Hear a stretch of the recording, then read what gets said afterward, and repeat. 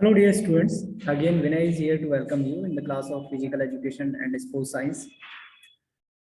My dear students, as you have already known that the notification for TGT and PGT for DSSB examination has been already released और जो आपका LT grade का examination है उसका भी आपको बहुत जल्दी कोई ना कोई नोटिफिकेशन मिल जाएगा, right.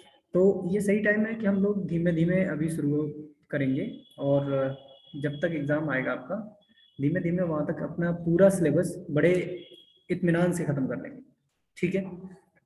In the beginning we will do start with some questions, so आपको आइडिया लग जाएगा कि किस तरह से क्वेश्चंस आते हैं, किस तरह का लेवल रहता है क्वेश्चंस का, और हम एक स्ट्रेटजिकल वे में आगे बढ़ेंगे। पहले हम 10 क्लास करेंगे 10 क्वेश्चंस की, जिसमें बहुत इजीली हम लोग कॉन्सेप्ट्स को समझते हुए चलेंगे और फिर उसके बाद में हम क्या करेंगे,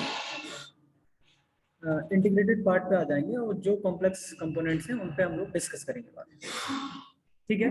फिर आज बढ़ते हैं और चलते हैं पहले क्वेश्चन की तरफ आज की, right. The very first question for today is that कि यहाँ रिलेशनशिप पूछा हुआ है किसके बीच में, the relationship between the activation level and the export performance, right. इसको थोड़ा सा सही कर लीजिए, ये एक्सपोर्ट नहीं है, ये आपका स्पोर्ट परफॉर्मेंस होगा, ठीक है। ये क्या होगा आपका स्पोर्ट परफॉर्मेंस, ठीक है। Sport performance level has been fruit to interested the curve of dependence is in the shape of, ये कर्व की बात कर रहा है सिंपल सी कि रिलेशनशिप आपको देखना है कि अगर हम क्या कर रहे हैं, एक स्पोर्ट्स परफॉर्मेंस को फ्रूटफाई करना है, राइट, उसको इंटेंसिफाई करना है, तो वो किस तरह से डिपेंडेंस कर्व के थ्रू मूव करती है, राइट। जल्दी से आप इसका आंसर लगाएं फटाफट। इसका आंसर इन्वर्टेड यू होगा, ओमिटेड यू होगा, कॉन्वेक्स होगा या कॉनकेव यू होगा, जल्दी से फटाफट। ये पहले आया हुआ भी है, एक तरह से इसको PYQ क्वेश्चन भी आप लोग मान सकते हैं, राइट। यस, चलिए चलिए आगे बढ़ेंगे। तो मैं इसको पहले बता दूं आपको, इसमें क्या होता है, इन्वर्टेड यू जो है वो आपका राइट आंसर होता है। बेसिकली होता क्या है कि आप देखिए कि पहले क्या करते हैं आप लोग, जैसे जैसे शुरुआत में हम लोग क्या करते हैं, स्किल्स डेवलप करते हैं, या फिर ये कह दो कि हम एक्सरसाइज करते हैं, राइट। और जब हम इंटेंस एक्सरसाइज करते हैं तो शुरुआत में हमारी क्या होती है, परफॉर्मेंस जो है वो घटती है, फिर उसके बाद जो है परफॉर्मेंस स्टेबल होके बढ़ना शुरू करती है। इस अगर बाई एक्सेस पे हमें परफॉर्मेंस मान लो तो इस तरह से आपका जो कर्व है वो दिखाई देगा। I hope that I have made my point clear to you. चलिए बढ़ते हैं, नेक्स्ट क्वेश्चन नंबर 2 देखेंगे। क्वेश्चन नंबर 2 जो है वो क्या कह रहा है, चूज द करेक्ट मैच, इसमें से चूज करने हैं। 4 आपको स्टेटमेंट एक तरह से दिए हुए हैं और इन स्टेटमेंट्स में से क्या करना है, आपने राइट स्टेटमेंट को चूज करना है, right. So the very first statement is that positive इनेट individual qualities, जो इनेट इंडिविजुअल क्वालिटी होती है, मतलब अंदर की क्वालिटीज होती हैं, वो क्या होती है, डिवोशन और परसिस्टेंस। दूसरा आपका है नेगेटिव इनेट क्वालिटी जो है वो क्या है, डिपेंडेंस है और सेल्फलेसनेस है। थर्ड है आपका डायमेंशंस ऑफ क्वालिटीज, कौन कौन सी हैं ये, डायरेक्शन है, इंटेंसिटी है, स्कोप एंड ड्यूरेशन। और या फिर fourth, all of the above are correctly matched. चलिए जल्दी से आप अपना आंसर करें फटाफट, फिर हम आगे बढ़ते हैं और फिर समझेंगे अच्छी तरह से, ठीक है ना। चलिए बेहतर, इसको देखिए देखिए पॉजिटिव इनेट क्वालिटी जो होती है इंडिविजुअल की, वो क्या होती है, वो आपकी डिवोशन होता है, किसी भी चीज के लिए आप कितना डिवोटेड है और कितना परसिस्ट होकर उस काम को कर पा रहे हैं आप, ठीक है। तो ये जो है वो करेक्टली मैच्ड है। देन हम लोग सेकंड स्टेटमेंट देखेंगे, नेगेटिव इनेट क्वालिटीज ये क्या होती है, डिपेंडेंस, कि हम किसी दूसरे पे डिपेंड हैं, ये भी बात सही है, ये नहीं होना चाहिए, राइट। सेल्फलेसनेस है, तो ये भी क्या है, एक तरह से इंडिविजुअल की नेगेटिव इनेट क्वालिटी है, right. Then will move forward to the option 3, C option देखेंगे क्या कह रहा है, the dimension of qualities, quality की डायमेंशन जो है वो क्या क्या है, ये आपकी डायरेक्शन हो सकती है, इंटेंसिटी हो सकती है, स्कोप हो सकता है और लास्ट क्या हो सकती है, आपकी ड्यूरेशन। तो ये सारे के सारे जो स्टेटमेंट है मेरे प्यारे बच्चों, सारे स्टेटमेंट करेक्ट हैं। तो हम किसके साथ जाएंगे, we will move forward with the answer number D, ठीक है। चलिए क्वेश्चन नंबर सी करते हैं, मतलब आपका क्वेश्चन नंबर 3 करते हैं आपका, और ये बड़ा इंटरेस्टिंग क्वेश्चन है, ठीक है। और इसकी एक्सप्लेनेशन भी मैं आपको देने वाला हूँ, तो काफी सारी इसमें नई चीज आपको मिल जाएगी, और अगर आपने पहले से पढ़ ली हुई है तो at least you will get the revision, right. A phlegmatic player will not comments on referees mistake but whether he or she will get ready for rest of game। अगर रेफरी से कोई मिस्टेक हो गई तो जो फ्लैगमेटिक प्लेयर है, right, इसमें ये पर्सनैलिटी टाइप है, 4 पर्सनैलिटी टाइप है, उनको आपको याद करना पड़ेगा। After that you will be able to solve the answer, right. चलिए समझिए इसको। तो वो कह रहा है कि अगर किसी अंपायर से कोई मिस्टेक हो गई है तो अच्छा प्लेयर क्या करेगा, फ्लैगमेटिक प्लेयर आपका क्या करेगा, वो उस पर ज्यादा ध्यान नहीं देगा और आगे बचे हुए मैच पे ज्यादा फोकस करेगा।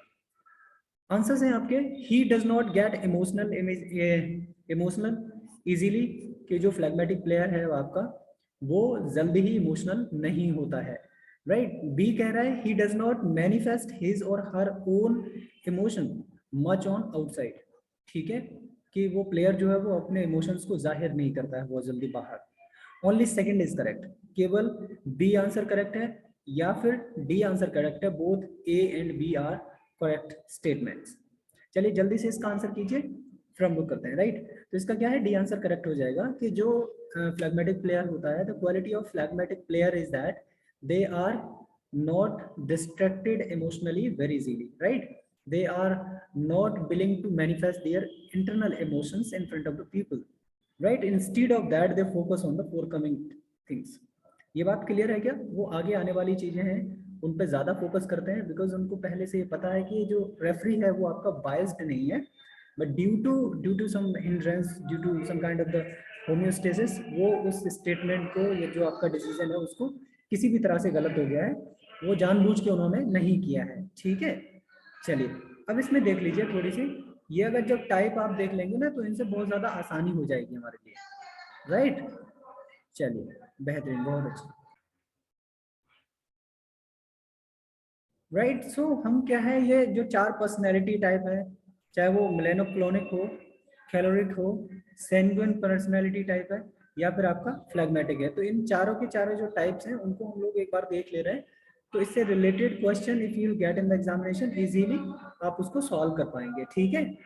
हम सबसे पहले देखते हैं आपका फ्लैगमेटिक, जिसको हमने अभी किया है। तो ये क्या होते हैं, ये पैसिव होते हैं, केयरफुल, थॉटफुल, पीसफुल होते हैं, ये कंट्रोल्ड होते हैं, राइट। इजीली मतलब इन पे कोई फर्क पड़ता नहीं है, जैसे कैप्टन कूल, MS धोनी की बात आप यहाँ पे कर सकते हैं, ठीक है। क्या इतनी बात समझ पा रहे हैं आप? चलिए अब उसके बाद, अच्छा इनमें जो मोस्ट इंपॉर्टेंट चीज है ना उसको इस तरह से देखिए, ये एक्सट्रावर्टेड होते हैं, ये इंट्रोवर्टेड होते हैं। देन इमोशनली स्टेबिलिटी इधर साइड में आती है और अनस्टेबिलिटी इधर साइड में, राइट। तो जो मेलानोक्लोनिक होंगे और क्लोनिक होंगे, इनमें अनस्टेबिलिटी की कंडीशन ज्यादा होगी, मतलब इमोशनली इतना ज्यादा स्टेबल नहीं होंगे, राइट। और सैंग्विन टाइप के जो लोग हैं या फिर जो फ्लैगमेटिक टाइप के लोग हैं, वो दोनों के दोनों क्या होंगे, काम होंगे, डिसीजन आराम से लेने की ज्यादा प्रॉपर्टी रखते हैं वो लोग, ठीक है। तो ये सोशल होते हैं, आउटलाइन बात करते हैं एक दूसरे से, रिस्पॉन्सिव होते हैं, आपने कुछ पूछा तो रिस्पॉन्स दिया, इजी गोइंग, राइट, लेबली, care free and leadership type की एक्टिविटीज जो है इन लोगों के द्वारा बड़ा अच्छे से की जाती है, ठीक है। देन हम लोग आते हैं किस पे, मेलानोक्लोनिक पे। ये मूडी होते हैं, एनेक्सियस, रिजिड, सोबर, पिस्मेटिक, ठीक है, रिजर्व्ड, कुछ कह दिया कि हमने ये करना है तो यही करना है, उनको फर्क नहीं पड़ता, अगर आपने कुछ चीजें चेंज कर दी दे विल क्विट, राइट। तो वो सोशेबल बहुत ज्यादा नहीं होते हैं मेलानोक्लोनिक। देन कैलोरिक की बात करें तो ये टची, रेस्टलेस, एग्रेसिव ज्यादा होते हैं, राइट, एक्साइटमेंट इनमें काफी ज्यादा होती है। चेंजेबिलिटी की बात करें तो इट एग्जिस्ट हियर, इंपल्सिवनेस इनमें देखने को मिलती है। पेसिमेटिक और एक्टिव होते हैं ये लोग काफी ज्यादा, ठीक है। तो आई होप दैट कि I have made my point clear to all of you. तो जो 4 पर्सनैलिटी टाइप थे वो हमने बहुत अच्छी तरह से देख लिए हैं, तो आपको किसी भी तरह की कोई भी परेशानी नहीं होने वाली है, ठीक है। चलो मेरे प्यारे बच्चों, क्वेश्चन नंबर 4 करते हैं, और ये बहुत इंपॉर्टेंट क्वेश्चन है। हमने अभी ढेर सारी कैरेक्टरिस्टिक्स जो है वो पढ़ी हुई है, we have already get the handful information about all 4 phlegmatic, choleric, sanguine और मेलानोक्लेटिक जो भी पर्सनैलिटी के टाइप्स थे यहाँ पे, उन सबको हमने रिसेंटली पढ़ा है। अब हम इस क्वेश्चन को लगाते हैं, ठीक है। What are the characteristics of a player get emotional easily? अब इनमें से कौन सा है जो इजीली इमोशनल हो जाता है? मैंने क्या बोला था, आप एक चीज याद रखो, मैंने एक अभी ग्राफ दिखाया था आपको, ये क्या, ये कौन होते हैं, ये इमोशनली स्टेबल लोग होते हैं, इधर की साइड में जाएंगे। ये इमोशनली अनस्टेबल लोग होते हैं इधर, सॉरी ये उल्टा हो गया, ऊपर के साइड में क्या होते हैं, इमोशनली अनस्टेबल लोग, और ये इमोशनली स्टेबल लोग होते हैं, ठीक है। और इधर क्या आता है, ये फ्लैग्मेटिक आ जाता है, ये सैनगुइन आपका आ जाता है, यहाँ क्लेरो और मेलानोकोलिक। तो इधर साइड में समझ लो जो लोग होंगे मोस्टली, तो इसमें से किसको काट दीजिए आप, सैनगुइन को काट दीजिए और फ्लैग्मेटिक को काट दीजिए, तो कैलोरिक और मेलानोक्लोइक में से कोई सा भी होगा। और इजीली, बहुत इजीली जो हो जाएगा डिस्ट्रक्ट, वो कौन सा हो जाएगा, वो आपका कैलोरिक हो जाएगा, ठीक है। इतनी बात क्लियर है। अभी इसमें और थोड़ा सा देख लीजिए जिससे और ज्यादा चीजें जो है वो आपको क्लियर हो जाए। The caloric is the most active for 4 temperaments. ये जितने भी टेम्परामेंट हैं, एक्चुअली ये 4 टेम्परामेंट के टाइप हमने पढ़े थे, उन टेम्परामेंट में अगर हम देखेंगे तो सबसे ज्यादा एक्टिव और सबसे ज्यादा मतलब एटीट्यूड टाइप के जो लोग बोलते हैं, एम्बिशियस आप बोल सकते हो, ब्रेव उनको बोल सकते हो, प्राउडी बोल सकते हो। तो all these kinds of characteristics goes to caloric kind of the peoples. At their best they are ambitious, right, brave, proud, but they also are vindicate, dedicateful and violent, ठीक है। तो अगर किसी पे लड़ाई झगड़े की बात अगर आती है तो सबसे पहले सबसे ज्यादा कौन से जो कैलोरिक टाइप के लोग होते हैं वो आपके इन्वॉल्व मिलेंगे आपको, राइट। चलिए अब हम चलते हैं, हाँ नेक्स्ट फ्लैग्मेटिक को देखेंगे। The individual tends to be relax, peaceful, right, quiet, easy going, जिसमें हमने पिछला वाला क्वेश्चन किया था, ठीक है ना। क्लियर है ये बात। चलिए आगे चलते हैं। इंडिविजुअल आज तो good for the generalizing ideas और the problem to the world and making compromises. ऐसा नहीं है कि स्टिक होके रह गए आप एक ही जगह पे और आप मतलब किसी दूसरे की बात को सुन ही नहीं रहे हो। At least you should go to understand the other people views, या अदर पीपल के व्यूज जो हैं वो भी आपको लेने पड़ेंगे, बेशक आपके जो कॉन्सेप्ट्स हैं, आइडियाज हैं, चाहे कितने भी अच्छे हैं, राइट। चलिए नेक्स्ट क्वेश्चन देखेंगे, question number 5। The causative agent for the syphilis is, syphilis एक काइंड ऑफ एक तरह से बोल सकते हो जेनेटल एक बीमारी है, एक डिजीज है, जिसका कॉज जो होता है वो क्या होता है। तो ये सिंपल क्वेश्चन है, इसमें सही सीधा सीधा आंसर है टेरेपुमेनिया पैलिडियम, ठीक है। ये किसकी वजह से होता है, कॉजेटिव एजेंट क्या है इसका, ट्रिपोनीमिया पैलिडियम, राइट। इसका ए आंसर आपका करेक्ट हो जाएगा 5 का। क्वेश्चन नंबर 6 करेंगे हम लोग। Laissez faire curriculum is social needs centred, social value centred, monetary centred and child centred. अब इसको देखिए थोड़ा सा, मैं इसको थोड़ा सा क्लियर कर देता हूँ। सोशल नीड्स की बात करेंगे हम लोग तो क्या रहेंगे, हम लोग फोकस्ड रहेंगे किसी एक बात पे, किस पे, सोसाइटी की नीड पे। और सोसाइटी की नीड को छोड़ के बाकी सारी चीजों पे हम लोग कंसंट्रेट नहीं करेंगे, जबकि लेजिस्फेयर में ऐसा नहीं होता है, तो ये कट जाएगा। सोशल वैल्यूज, यहाँ पे वैल्यू सेंटर्ड हो गए हम लोग, राइट। देन उसके बाद मॉनेटरी सेंटर्ड, मॉनेटरी सेंटर्ड में हम क्या करेंगे, प्रोसेस के ऊपर बात करेंगे काफी ज्यादा। देन फाइनली आता है चाइल्ड सेंटर्ड। चाइल्ड सेंटर्ड जो बच्चे को चाहिए पूरी तरह से, उनको हम लोग क्या करेंगे, ज्यादा फैसिलिटेट करेंगे। मींस यहाँ थोड़ा सा डिफरेंट है, वो लीडरशिप, लेजिस्फेयर लीडरशिप में, लेजिस्फेयर कैरिकुलम में थोड़ा सा डिफरेंस है। यहाँ कैरिकुलम क्या करता है, ये कैरिकुलम हमें ज्यादा स्कोप प्रोवाइड कराता है, किसको, बच्चों को।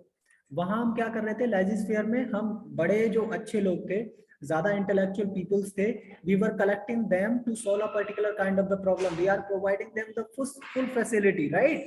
हम उनको पूरी फैसिलिटी प्रोवाइड कर रहे थे कि आपको जो करना है, जैसा करना है वैसा करिए आप, हम आपको पूरा फैसिलिटी दे रहे हैं। Here we are providing in child centric education, we are providing all kind of the free facility, all kind of the support system to the students to solve their problem. उनको projects दे रहे हैं हम अलग अलग, ठीक है, उनको प्रॉब्लम्स दे रहे हैं सॉल्व करने के लिए, ठीक है। इतनी बात क्लियर है ना, ओके, ऑल राइट, ठीक है।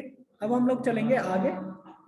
इसके बाद कितने क्वेश्चन बचे हैं हमारे, 4 क्वेश्चन और बचे हैं। 4 क्वेश्चन करके आज की क्लास हम लोग खत्म करेंगे, फिर धीमे धीमे हम लोग इसी तरह से क्लासें जो है वो डेली करते रहेंगे, राइट।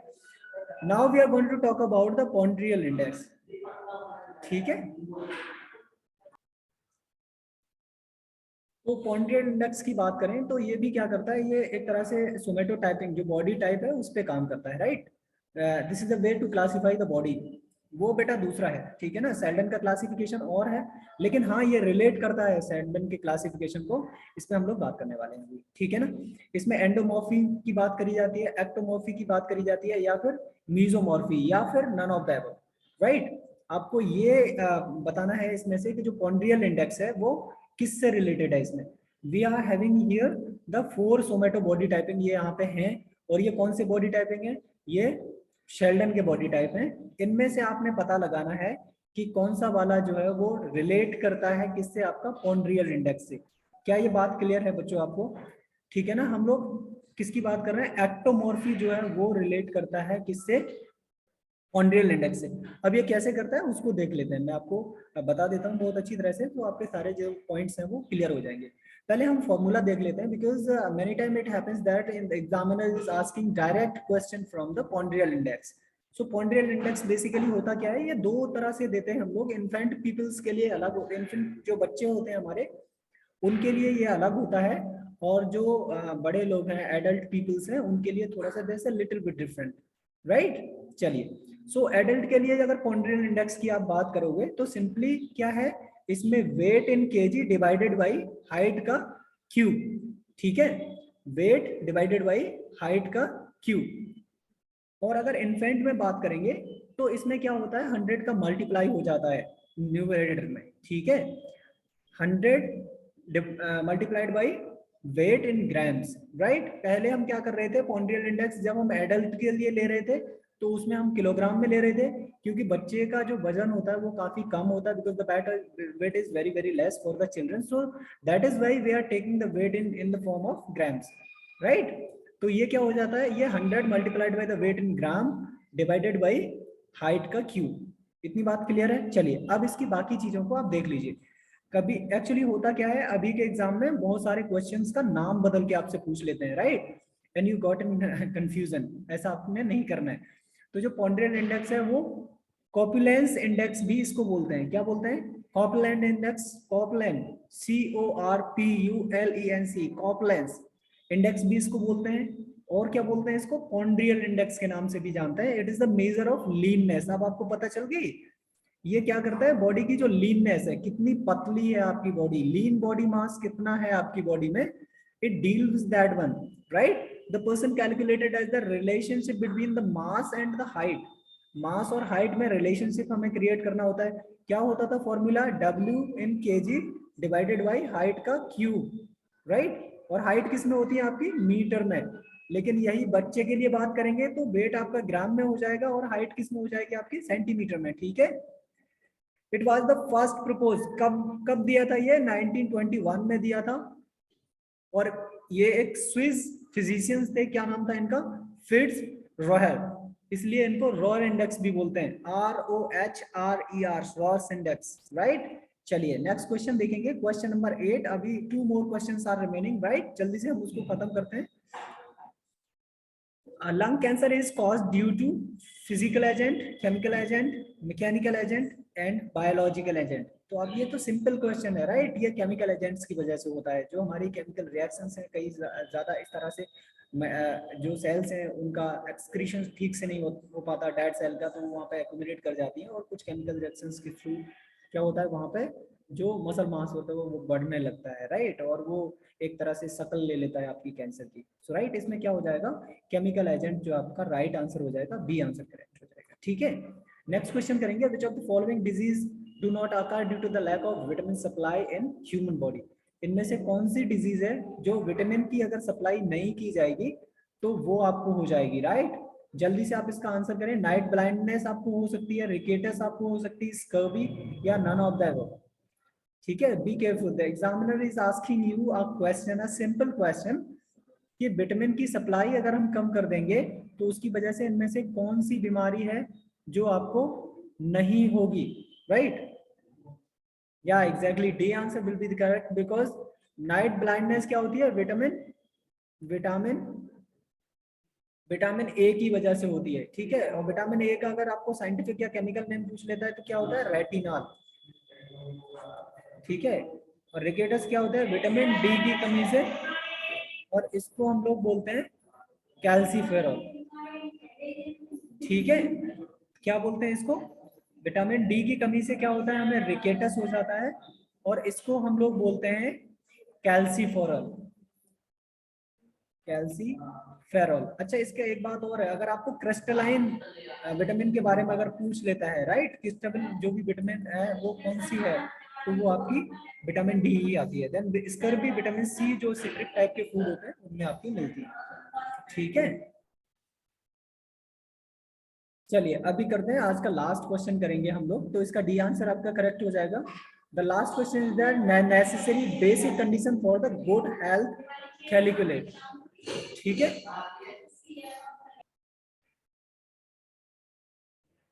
तो इनकलकेट ये क्या क्या करेंगे, necessary basic condition for the good health. ठीक है, प्रॉपर डाइट आप लेंगे, पर्सनल एंड डोमेस्टिक हाइजीन अच्छी तरह से होनी चाहिए, exercise and rest and all of the above. Right, इसका आंसर करें जल्दी से। राइट, ये सिंपल है ना। यस, आगे चलते हैं। क्या बोल रहे हैं इसमें, प्रॉपर डाइट। अगर आप प्रॉपर डाइट इंक्लूड करते हैं तो ये क्या करती है, ये हेल्थ को इंटेंसिफाई करेगी। सही बात है, बिल्कुल एकदम। पर्सनल हाइजीन की बात करें या डोमेस्टिक हाइजीन की बात करें, so both entities are enhancing to the good health. Right, ये क्यों, सिंपली आप देखिए अपने आप को क्लीननेस रखते हैं। ठीक है, और उसके बाद डोमेस्टिक हेल्थ जो आपकी घरेलू सफाई अच्छी रहती है तो आपको बीमारियां नहीं होंगी। एक्सरसाइज एंड रेस्ट, एक्सरसाइज क्या करती है आपको, एक्सरसाइज आपकी मसल्स को एक्टिव रखती है। राइट, उसको ज्यादा लाइफ प्रोवाइड कराती है। और रेस्ट क्या करता है, रेस्ट उसको रिचार्ज में हेल्प करता है, जो एनर्जी आप खर्च कर देते हैं। और उसके बाद क्या होता है कि अगर आप अच्छी तरह से रेस्ट लेंगे तो रिप्लेनिश कर पाते हैं हम अपनी मसल्स को। So muscles will get ready for the next action और द नेक्स्ट एक्टिविटी, और we can say that the next exercise to be perform. So आज के बारे में हम लोगों ने आज बात करी 10 क्वेश्चंस के बारे में। ये वेरी फर्स्ट क्लास थी, ये जस्ट वार्म अप क्लासेस हैं। हम लोग 15 वार्म अप क्लास करेंगे, उसके बाद जो मेन सिलेबस है आपका टीजीटी और पीजीटी का, उसको हम लोग शुरू कर देंगे। राइट, आई होप दैट कि आपने कुछ नई चीजें सीखी होंगी आज, कुछ नई डायरेक्शंस आप तय कर पाएंगे अपने लिए।